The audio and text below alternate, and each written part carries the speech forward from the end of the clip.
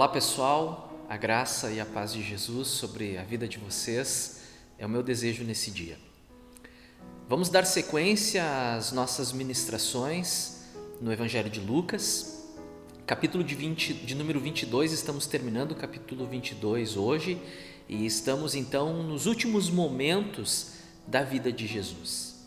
Nós já ouvimos a pregação, eu já gravei a respeito de Pedro ter sido avisado, a prisão de Jesus e Pedro negando Jesus. E hoje, então, nós vamos meditar sobre essa porção da Escritura que fala sobre o momento em que Jesus é levado diante do Sinédrio. Jesus perante o Sinédrio é o tema de hoje, capítulo 22 de Lucas, do versículo 63 ao 71, últimos versículos do capítulo.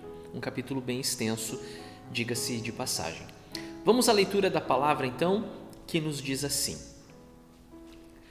Os homens que estavam detendo Jesus começaram a zombar dele e a bater nele. Cobriam seus olhos e perguntavam: Profetize, quem foi que lhe bateu? Ele dirigiam muitas outras palavras de insulto. Ao romper do dia, reuniu-se o sinédrio, tanto os chefes dos sacerdotes quanto os mestres da lei. E Jesus foi levado perante eles. Se você é o Cristo, diga-nos, disseram eles. Jesus respondeu: Se eu vos disser, não crereis em mim, e se eu vos perguntar, não me respondereis. Mas de agora em diante o Filho do Homem estará assentado à direita do Deus Todo-Poderoso. Perguntaram-lhe todos: Então você é o Filho de Deus? Vós estáis dizendo que eu sou, respondeu ele. Eles disseram: Por que precisamos de mais testemunhas? Acabamos de ouvir dos próprios lábios dele. Esse é o trecho, então, da leitura de hoje, em que nós estaremos meditando e ouvindo da parte de Deus uma mensagem aos nossos corações.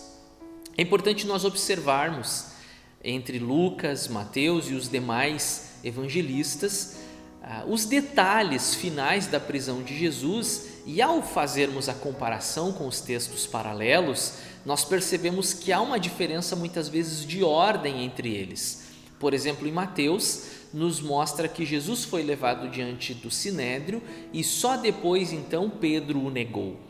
O registro de Lucas, que me parece ser mais preciso, mostra que na noite da prisão, Pedro nega Jesus e ao romper do dia, ao amanhecer, Jesus é levado diante do Sinédrio. É possível que Jesus tenha sido julgado duas vezes, na noite da prisão e na manhã seguinte. Um julgamento informal e outro, um julgamento formal diante do Sinédrio, que era então o Supremo Tribunal dos Judeus, que tinha como seu presidente o sumo sacerdote, composto por cerca de 70 líderes do povo, anciãos do povo, como muitas vezes nos é apresentado no Novo Testamento. Ficava em Jerusalém, mais especificamente dentro do próprio edifício do templo, da propriedade do templo em Jerusalém.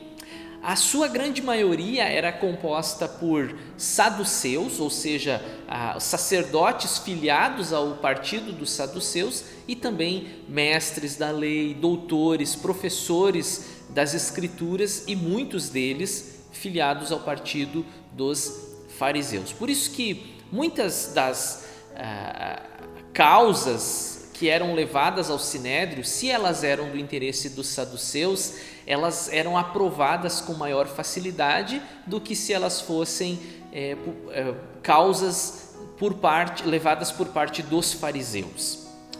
É bem verdade que, se tratando do julgamento de Jesus, tanto saduceus quanto fariseus, eles estavam decididos em prender e matar, executar Jesus. Por isso, aqui nós temos um motivo, uma razão comum entre os dois grupos de religiosos, político-religiosos dos dias de Jesus. Inicialmente, nós percebemos que Jesus ele é preso, e aqui é importante nós observarmos que os guardas que são mencionados nesse texto não são os soldados romanos, são guardas do templo. Era uma outra categoria de oficiais militares específicos da nação judaica que, com a autorização dos romanos, então exerciam a guarda do templo. Lucas não nos apresenta as testemunhas que os líderes religiosos trazem, mas Mateus nos conta isso, e você pode procurar na sua Bíblia no capítulo de número 26 de Mateus, que eles procuravam alguma razão, algum motivo concreto para julgar Jesus, não apenas fazer um julgamento, mas eles tinham que ter algo concreto para então o Sinédrio, reconhecendo que Jesus era culpado de uma pena capital, o entregariam aos romanos que naqueles dias eram os únicos que podiam executar um prisioneiro. Os judeus estavam impedidos de fazer isso. Agora, eles não conseguiram coisas muito concretas. A única coisa que eles trouxeram e que foram falsas testemunhas, Mateus nos deixa claro isso, é que Jesus disse que destruiria aquele templo e o reedificaria em 3 dias. E eles pegam então essas palavras e dizem que isso é um motivo suficiente para prender, para executar Jesus. E se você é um conhecedor das Escrituras, você sabe que principalmente Jesus estava falando de si próprio, que ele destruiria, ou seja, entregaria à morte o seu próprio corpo, o seu templo, mas em 3 dias ele seria levantado da morte. Mas a destruição do templo em Jerusalém também é um fato profetizado e que depois acontece algumas décadas à frente. Quando a gente fizer a leitura no próximo domingo, você vai perceber que diante de Pilatos, inclusive, eles fazem falsas acusações. Eles dizem que Jesus era contra os impostos que eram colocados, exigidos por Roma. Não é verdade, o próprio Jesus disse: dai a César o que é de César, quando lhe perguntaram se deveriam pagar impostos, mas eles apresentam isso a Pilatos dizendo: olha, ele é contra o pagar impostos e também está se levantando como um rei em oposição a César. Veja que coisa interessante, os saduceus, especialmente os sacerdotes, eles tinham uma preocupação muito grande em não desagradar o Império Romano, porque os romanos, apesar de serem o império dominante sobre eles, davam muitas vantagens aos sacerdotes e aos saduceus. E eles, preocupados em não perder essas vantagens, eles não se preocuparam em desagradar a Deus. Veja que coisa interessante, eles preferiram a amizade com o mundo do que a amizade com Deus.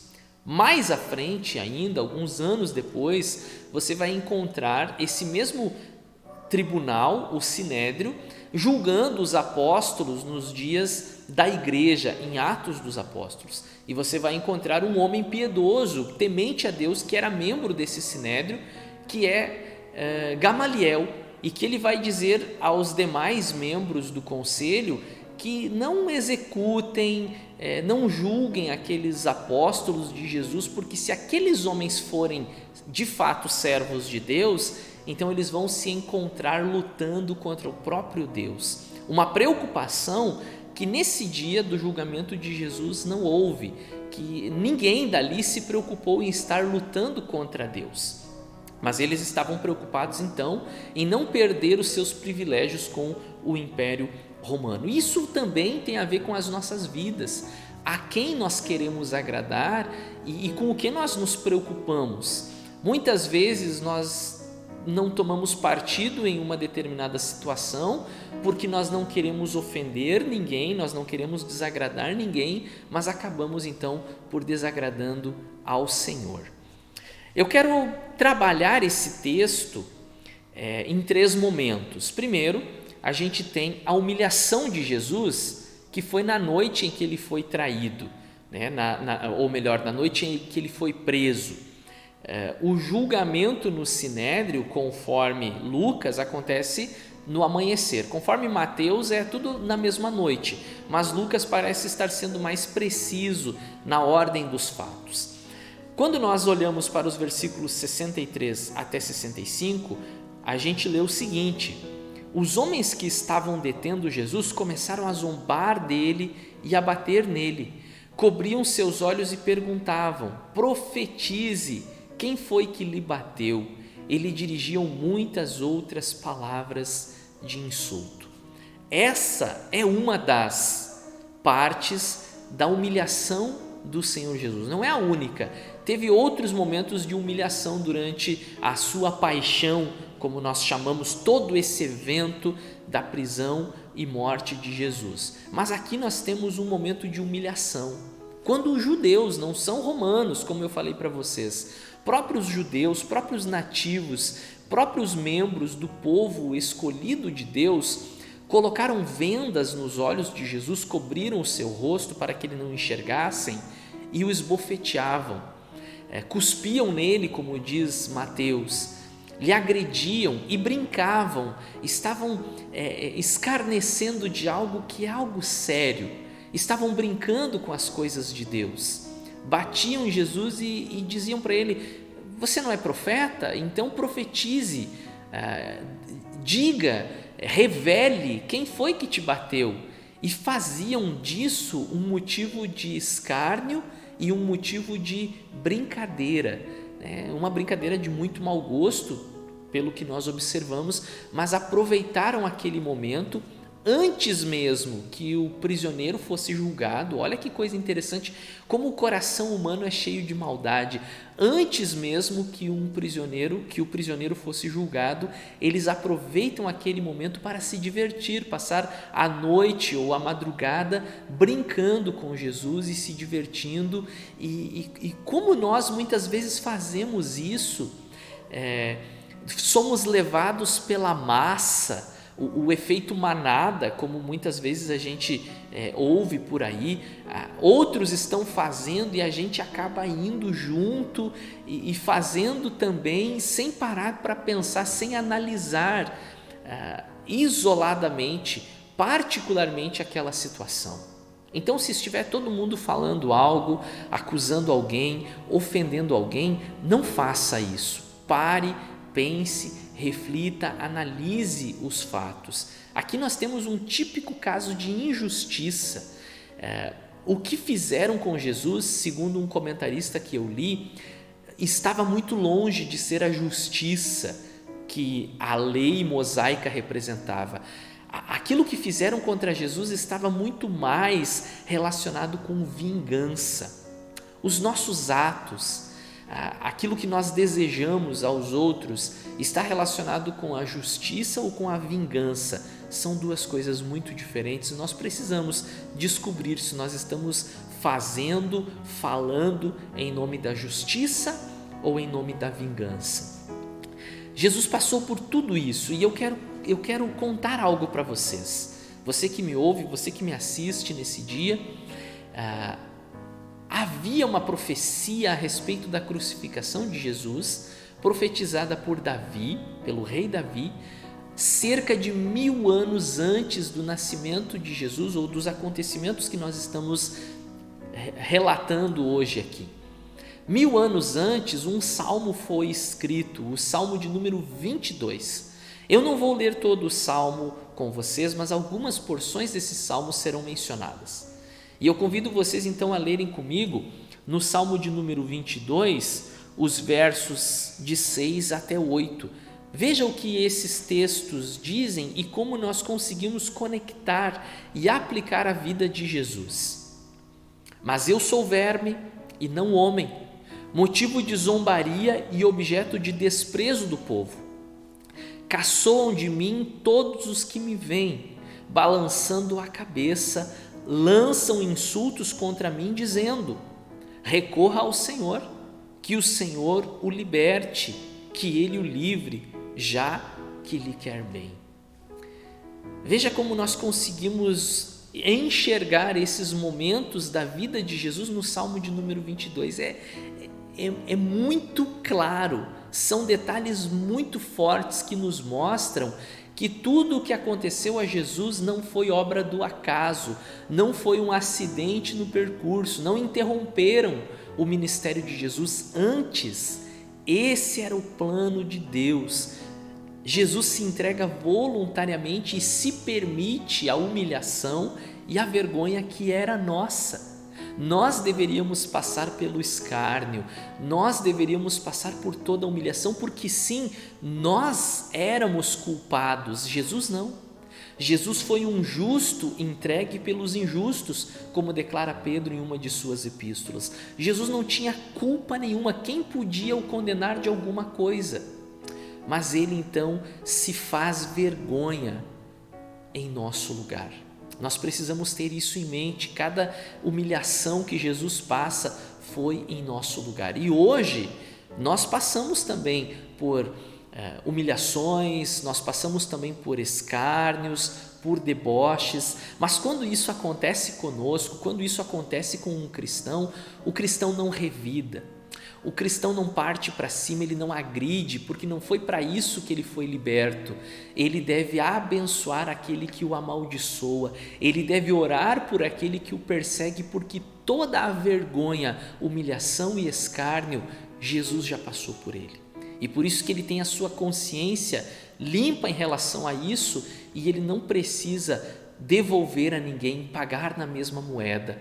E ele deve fazer aquilo que Estevão, que Jesus e tantos outros fizeram, orar a Deus para que o Senhor não pese a mão sobre essas pessoas que fazem tais coisas, porque elas não sabem o que estão fazendo. Também nós vamos continuar a nossa meditação, falamos sobre a humilhação de Jesus e vamos falar também sobre o interrogatório. Ao romper do dia, reuniu-se o sinédrio, tanto os chefes dos sacerdotes quanto os mestres da lei, e Jesus foi levado perante eles. Eles se sentiram no direito de interrogar Jesus. E por que eles fazem isso? Porque Jesus faz o bem, porque Jesus cura os enfermos, porque Jesus multiplica o pão e dá aos pobres, porque Jesus fala palavras que trazem consigo o perdão de Deus. Ele foi acusado muitas vezes por dizer a um paralítico: os teus pecados estão perdoados, ou dizer a uma mulher que é considerada, pega em flagrante e em adultério e é considerada então um réu de morte. Jesus então diz a ela: onde estão os teus acusadores? Quem não tem pecado que atire a primeira pedra. Por essas razões e outras, Jesus é interrogado por eles. Jesus não incentivou nenhum motim, Jesus não disse que as pessoas não deveriam pagar impostos, Jesus não disse que as pessoas não deveriam orar no templo, Jesus não disse que as pessoas não deveriam ler as escrituras na sinagoga. Jesus não foi contra nada disso. Muito pelo contrário, ele apresenta diante dos seus ouvintes que ele é o cumprimento das escrituras. Ele é aquele que cumpre as passagens dos profetas e que naquela manhã, na Galileia, então, ele diz: hoje se cumpriu essa palavra, porque o Espírito do Senhor está sobre mim, me ungiu para pregar, para curar e etc. Você conhece o texto. Essa era a acusação de Jesus, o interrogatório de Jesus, ele é consequência das suas boas ações. E aí eu quero que vocês vejam o que a gente encontra então de novo no Salmo de número 22, só que agora versículos 12 e 13. Muitos touros me cercam, sim, rodeiam-me os poderosos de Bazã, como leão voraz rugindo, escancaram a boca contra mim. Jesus foi acusado de tantas coisas, de blasfêmia, de insulto, de sedição, mas nada podia ser comprovado a seu respeito, porque ele era inocente. Esse é um detalhe que nós precisamos sempre ter em mente. Jesus, ele é entregue inocente. E muitas vezes, diante de todas as acusações, ele se cala.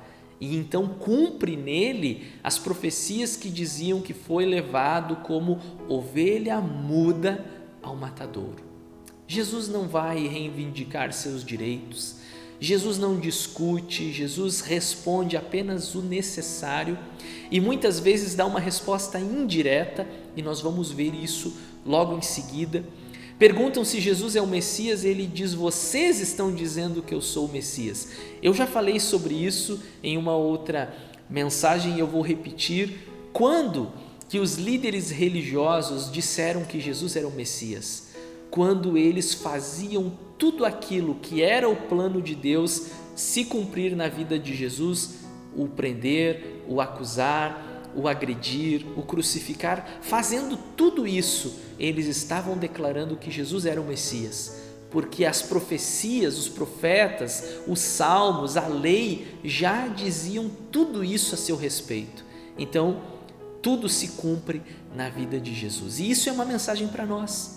A palavra de Deus, ela é a verdade, ela se cumpre. Ao longo da história, a palavra de Deus tem se mostrado poderosa e verdadeira, e ela tem se cumprido na vida do povo de Deus. Inicialmente em Israel e, consequentemente, também na vida da igreja, da qual nós fazemos parte hoje como povo de Deus. E por último, nós temos então a resposta, a reação dos líderes religiosos, que eu chamo aqui de obstinação, porque eles estavam totalmente fechados nos seus conceitos, fechados nas suas ideologias, fechados na sua decisão. Eles não estavam abertos para uma discussão, para uma análise. Eles não estavam preocupados em verificar a lei de Deus. Puxa, será que esse homem de fato é o Messias? Vamos verificar na lei, vamos examinar, essa é uma palavra mais adequada, vamos examinar as escrituras. Olha, ele nasceu em Belém, não há nele formosura alguma, veja quantas coisas que a lei diz a respeito do Messias que nós podemos encontrar neste homem da Galileia. Não, eles não estavam preocupados com isso, eles estavam em seus corações decididos a matar Jesus. Muitas vezes nós vamos encontrar nos evangelhos, o capítulo 12 de João mostra isso, eles estavam decididos em matar Jesus, mas estavam esperando o momento oportuno. Havia já uma decisão no coração deles. O que acontece aqui, que está no texto, nos diz o seguinte: se você é o Cristo, diga-nos, disseram eles. Jesus respondeu: se eu vos disser, não crereis em mim. Se eu vos perguntar, não me respondereis. Eles perguntam se Jesus é o Cristo. E aí eu pergunto a vocês, eles estão preocupados em talvez estarem prendendo o Messias, o prometido, o esperado, o Salvador que os profetas anunciaram? Será que eles estavam preocupados com isso? Não, não estavam. Por que eles perguntam se Jesus é o Cristo ou o Messias? Porque eles queriam ouvir da boca de Jesus provas que eles pudessem usar contra Jesus, e aí então eles teriam um motivo de blasfêmia, de alguém que se fez igual a Deus, para então poder matar Jesus. E aí Jesus diz para eles: se eu disser para vocês, vocês não vão crer em mim. Vocês não estão me perguntando se eu sou o Cristo porque vocês querem entregar a vida de vocês a mim, se arrepender dos pecados de vocês. Não é isso que vocês querem. Vocês só querem um motivo para me acusar. Jesus também diz o seguinte: se eu perguntar a vocês, vocês não vão me responder. Lembram daquele dia que eles chegam a Jesus e perguntam: com que autoridade fazes essas coisas? Com que autoridades ensinas essas doutrinas? E aí Jesus pergunta para eles: o batismo de João, ele era terreno ou era celestial? E aí eles, com medo das multidões, eles dizem a Jesus: nós não vamos te responder. E aí Jesus diz: eu também não respondo nada a vocês. Lembram disso? E agora faz sentido, ficou claro no texto? Se eu disser para vocês, vocês não vão crer em mim. E se eu perguntar a vocês, vocês não vão me responder. Porque o coração deles já estava inclinado para a maldade. E aí eu faço uma análise em relação aos dias que nós vivemos. As pessoas querem Deus? Muitas pessoas dizem que não servem Deus, que não se devotam a Deus por falta de provas, que se elas tivessem mais provas a respeito da existência de Deus e em relação à veracidade da Bíblia, daí então elas creriam em Deus. Se elas tivessem certeza de que Jesus de fato existiu e que foi o Salvador do mundo, aí então elas se voltariam para Ele. Será? Será que se elas tivessem todas essas provas de que Deus existe, de que a Bíblia é verdade e de que Jesus de fato morreu pelos nossos pecados, será que elas tivessem provas disso tudo? Será que elas voltariam para Jesus, se voltariam para Ele? Eu acredito que não, porque o coração das pessoas está inclinado para a maldade. Se Deus em pessoa se apresentasse e falasse com essas pessoas, não vou dizer todos, óbvio, mas a grande maioria das pessoas não acreditaria nele. A grande maioria das pessoas poderia até concordar, olha, de fato Deus existe, mas a sua vida não seria mudada, eles continuariam nos seus pecados, continuariam nos seus vícios, continuariam escarnecendo, debochando, continuariam vivendo as suas vidas despreocupados com o amanhã. Existe uma passagem, eu não vou ler ela com vocês, é um pouco longa, também não preparei aqui no meu material, mas você pode procurar e ter a certeza disso que eu estou falando para vocês no livro do profeta Amós, no capítulo de número 4, do versículo 6 até o versículo 11, o profeta está mostrando ao povo que vários acontecimentos trágicos vieram sobre eles, fome, sede, guerra, pragas, morte, vários acontecimentos trágicos vieram sobre eles, e aí o profeta em cada versículo conclui da seguinte maneira: no entanto, vós não vos convertestes a mim, diz o Senhor. No entanto, vós não vos convertestes a mim, diz o Senhor. Veja o mundo do jeito que ele está hoje, os acontecimentos à nossa volta, o caos que vivemos, as incertezas que invadem os nossos corações, o medo, a insegurança e tantas outras coisas. As pessoas, se nós fôssemos analisar pela lógica, as pessoas deveriam estar procurando Deus num momento como este, se agarrando na fé, reconhecendo os seus pecados, pedindo perdão pelos seus pecados e procurando a salvação em Jesus Cristo, mas não é isso que nós vemos as pessoas fazerem. Há tantos acontecimentos à nossa volta e mesmo assim as pessoas continuam escarnecendo de Deus, debochando de Deus, da fé, de Jesus, da Bíblia. Muitos até que são de dentro da igreja, que nesse exato momento deveriam de fato tomar uma posição em Jesus, continuam com as suas vidas dúbias, com a sua fé instável e não se firmam em Jesus. Será que de fato as pessoas querem saber quem é Jesus? Assim como os mestres, os doutores, os sacerdotes, eles não queriam saber quem era Jesus, eles só queriam ter motivo para o acusar. E aí eu quero ler com vocês o que Isaías, também um livro muito messiânico, especialmente depois no capítulo 53, mas aqui a partir dos 50 nós já encontramos vários trechos messiânicos, ou seja, trechos que falam a respeito de Jesus.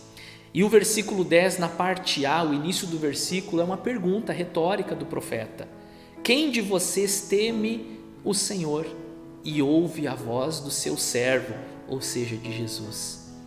Quem de vocês ouve o Senhor, teme o Senhor e ouve a voz do seu servo, que é Jesus? Será que há essa disposição ou essa predisposição no nosso coração em ouvir a voz de Deus? Muitas vezes nós oramos: Senhor, fala comigo, Senhor, me mostra o caminho, Senhor, me dá a direção. Mas e se Ele fizer tudo isso? Nós estamos dispostos a cumprir com a sua vontade? Pense nisso. A resposta de Jesus não é nem sim nem não. Ele não diz eu sou o Messias, mas também ele não nega que é o Messias. E ele faz a citação, vamos dizer assim, de duas passagens muito fortes do Antigo Testamento. Daniel 7, 14, que fala a respeito do Filho do Homem, que é tão fortemente trabalhado no Evangelho de Lucas, Filho do Homem, ou seja, se você ler lá na profecia de Daniel no capítulo 7, você vai entender que o Filho do Homem é aquele que estaria para todo sempre no trono, o Rei absoluto em todos os tempos. E também o Salmo de número 110, que é o texto que eu vou ler com vocês agora. Para finalizar, eu quero que você leia comigo então o Salmo de número 110, versículo 1. O Senhor disse ao meu Senhor: senta-te à minha direita, até que eu faça dos teus inimigos um estrado para os teus pés. Esse Salmo de Davi foi depois usado pelos apóstolos no início da igreja para comprovar que Davi não falava dele mesmo, Davi falava de um outro, falava de Jesus. O Senhor disse ao meu Senhor: senta-te à minha direita, até que eu faça dos teus inimigos um estrado para os teus pés. Nós estamos chegando perto da Páscoa, esse feriado cristão onde nós nos lembramos da morte, do sofrimento, do sacrifício de Jesus e também da sua ressurreição, principalmente da sua ressurreição.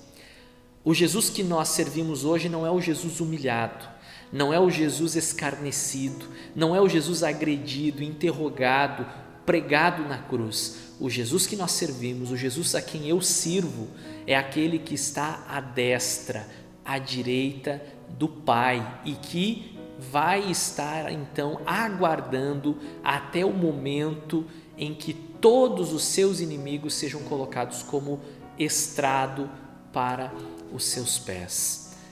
Jesus respondeu para eles: de agora em diante, de agora em diante, o Filho do Homem, de Daniel 7, estará à direita do Pai, do Deus Todo-Poderoso. Que essa mensagem, que essa reflexão nos revigore, nos encha de esperança e que fortaleça a nossa fé. Que Deus abençoe a sua vida.